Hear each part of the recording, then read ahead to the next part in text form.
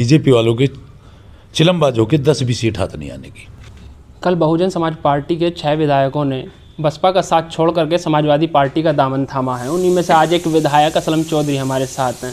असलम चौधरी की बात करें तो जब भी एक दमदार नेता, एक दबंग विधायक की बात की जाती है तो लोगों के सामने असलम चौधरी का चेहरा आता है। हम बात करेंगे असलम चौधरी से। सबसे पहले तो बहुत बहुत शुक्रिया हमारे लिए वक्त निकालने के लिए।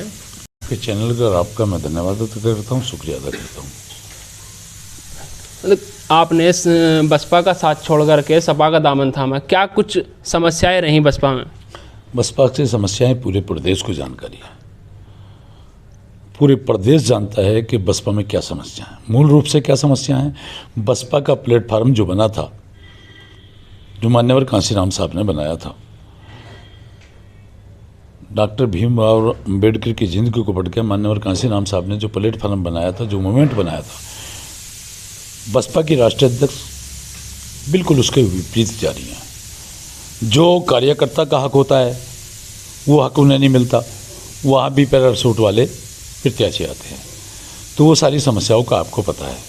रही बसपा छोड़ने की, चूँकि पूरे पश्चिम से मैं अकेला विधायक बसपा में था।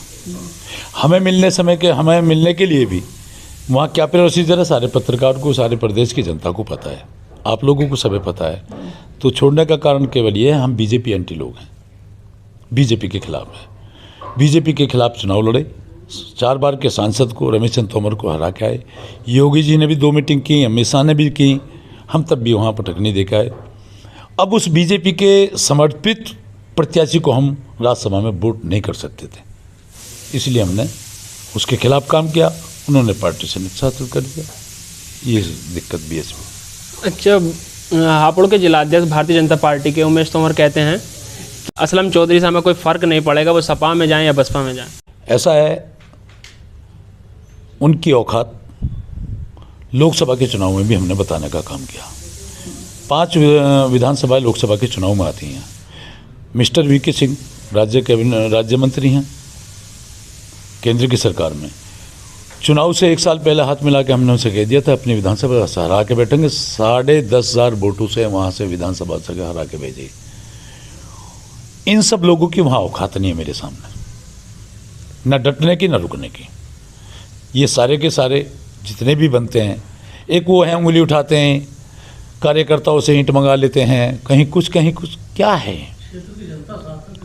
और सबसे बड़ी बात, मेरे परवरदिगार की मेरे पे नज़र है, मेरे अल्लाह की मेरे पे नज़र है, मेरे माँ बाप की दुआ मेरे साथ है, और तमाम क्षेत्र की जनता 5 साल के बच्चों से लेकर 90 साल तक के बुज़ुर्गों का, महिलाओं का, भाइयों का मेरे साथ दुआ हैं। और इसलिए मैं डट के खड़ा हूँ और पूरे प्रदेश में जानने वाला विधायक हूँ। हरियाणा, दिल्ली, चारों में जानने वाला कोई, मैं अपनी विधानसभा का विधायक नहीं हूँ। इनके लौनी के विधायक ने वहाँ की जनता को परेशान काम करने का, छोटी छोटी दुकानों से हफ्ता उगाड़ने का, उसकी अकल ठीक करी।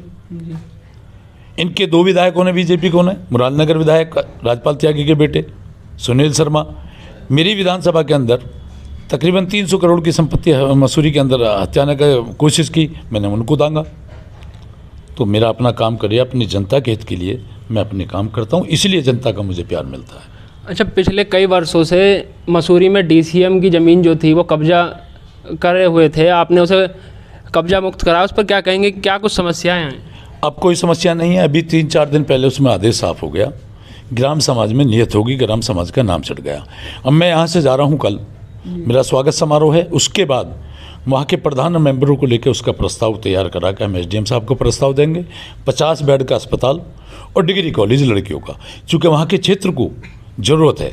अब ग्राम समाज में वो ज़मीन आ गई है, वो ग्राम समाज की ज़मीन है, उसमें प्रस्ताव 50 बेड के अस्पताल और डिग्री कॉलेज का प्रस्ताव अगले हफ्ते तैयार कर मेंबरों को और प्रधानों को साथ लेकर हम उस फाइल को चलाने का काम करेंगे। इंशाअल्लाह 22 में हम आ रहे हैं, 22 में हम आ रहे हैं। कॉलेज और अस्पताल वहाँ हम खुद बनवा लेंगे। समाजवादी पार्टी के 2 और नेता जो वहाँ से विधायक पद के दावेदारी कर रहे हैं, बाशित प्रधान और धर्मेश तोमर, ये बगावती तेवर बाशित प्रधान दिखा रहे हैं, इनके बारे में क्या कहेंगे? क्या मेंबरी की औकात नहीं, मुझे उसके बारे में कुछ नहीं कह सकता। रही बात, कल छक्का मारा, 1 रन लिया अखिलेश जी ने, एक 6 मारा, फिर 1 रन लिया, जी। बीजेपी से 1 रन ले लिया, 1 छक्का बसपा से ले लिया। जिनकी आप बात करें उनको यहाँ का अच्छा, आपके वहाँ से थोड़ी ही दूर डासना पड़ता है, जहाँ पर असदुद्दीन ओवैसी लगातार कार्यालय खोल रहे हैं, कभी जनसभाएं कर रहे हैं। तो असदुद्दीन ओवैसी एक मुस्लिम नेता के तौर पर उत्तर प्रदेश में आ रहे हैं, जिसे भारतीय जनता पार्टी का एजेंट भी कहा जाता है। आप क्या कहेंगे इसके बारे में? मैं उनके बारे में कुछ बोलना नहीं चाहता। मैं इतना बताना चाहता हूँ कि वहाँ का नेता मैं हूँ। उन्होंने 25 मिनट, तकरीबन 15 मिनट में 7 मिनट मेरे ऊपर बोले हैं। तो मेरे में ऊपर वाले की हुक्म से, सबकी दुआओं से दम है, तो मेरे से घबराते हैं। रही बात, तो मेरे यहाँ भी जो विधानसभा में मीटिंग हुई थी वो भी, और आपके कस्बे में, आपके ठोड़ कस्बे से रहने वाले मेरठ के ज़िले में, वहाँ उनकी औकात पता लग गई। ये तो जनता ने बंगाल में बता दिया, यहाँ उससे भी बुरा हाल होगा। 2022 चुनाव में आपकी क्या कुछ रणनीतियाँ रहेंगी? सीधी सीधी रणनीति है। बच्चों का, बूढ़ों का, बुज़ुर्गों का, महिलाओं की दुआ मिल रही है। मेरे अल्लाह की नज़र है, मेरे माँ बाप की, मेरे बुज़ुर्गों की दुआ है। मैं एक तरफा जीत के आऊँगा, बहुत मोटी मोटी जीत के आऊँगा। और मैं ही नहीं, ज़िले की 3 सीट और पश्चिम उत्तर प्रदेश में मुझे ये लगता है कि इस बार बीजेपी के हाथ, इन बीजेपी वालों के चिलमबाजों के 10 भी सीट हाथ नहीं आने की। इन लोगों को प्रदेश को सफाई करवाना है। माननीय अखिलेश जी कल कह रहे थे प्रेस में कि मुख्यमंत्री आवास को साफ कर दो, कहीं धुएं के जाले न रह जाए। मैं कह रहा हूँ पूरे प्रदेश को ये साफ करके यहाँ से भाग लें, अपना बिस्तर बांध लें।